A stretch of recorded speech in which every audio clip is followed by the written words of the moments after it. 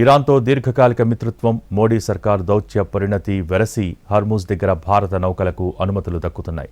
లేటెస్ట్గా గల్ఫ్ నుంచి భారీ ఎల్పీజీ లోడ్తో భారత్ వస్తున్న మరో నౌక గ్రీన్ ఆశ ప్రస్తుతం హర్మూజ్ యుద్ధ నీడను దాటి భారత్ వైపు పయనిస్తోంది. హర్మూజ్ జలసంధి ప్రపంచ దేశాలకు ఓ రెడ్ ఫ్లాగ్ లాంటిది. గల్ఫ్ నుంచి వచ్చే ఏ నౌకైనా దీని గుండా ప్రయాణించాలంటే ఇరాన్ అనుమతి ఉండాల్సిందే, లేదంటే దాని భద్రత ప్రమాదంలో పడినట్లే.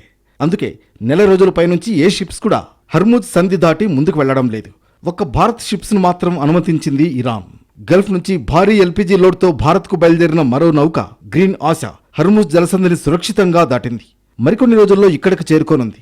హర్మూజ్ను సురక్షితంగా దాటి వచ్చిన 9వ భారత నౌక ఇది. జలసంధి నుంచి ఇప్పటి వరకు భారత జెండాతో 8 నౌకలు సురక్షితంగా హర్మూజ్ దాటి వచ్చినట్లు అధికారులు తెలిపారు. వీటిలో 2 ఎల్పీజీ నౌకలు గత 2 రోజుల్లో హర్మూజ్ను దాటాయని అధికారులు పేర్కొన్నారు. ఇవి రెండూ కలిపి 94,000 టన్నుల ఎల్పీజీని తీసుకొస్తున్నాయన్నారు. ప్రస్తుతానికి భారత జెండా కలిగిన నౌకలను స్వదేశానికి తీసుకురావడానికే ప్రాధాన్యం ఇస్తున్నామన్నారు. ఇరాన్తో ఉన్న దౌత్య సంబంధాల కారణంగా భారత్ వంటి మిత్రదేశాల నౌకలను ఇరాన్ అనుమతిస్తోంది. గ్రీన్ ఆశా నౌక కూడా ఇరాన్ ప్రాదేశిక జలాల మీదుగా ప్రయాణించి సురక్షితంగా బయటకు వచ్చింది. భారత్ తన ఎల్పీజీ అవసరాల్లో సుమారు 90% పశ్చిమాసియా దేశాల నుంచే దిగుమతి చేసుకుంటుంది. హర్మూజ్ జలసంధి కూడా గ్యాస్ రాకపోతే దేశంలో భారీగా కొరత ఏర్పడే ప్రమాదం ఉంది. గ్రీన్ ఆశా వంటి నౌకలు రావడం వల్ల సరఫరాలో కొంత ఊరట లభిస్తుంది. దీనికి కొద్ది రోజుల ముందే గ్రీన్ శాన్వి అనే మరో పెద్ద నౌక కూడా ఇదే మార్గంలో భారత్కు చేరుకుంది.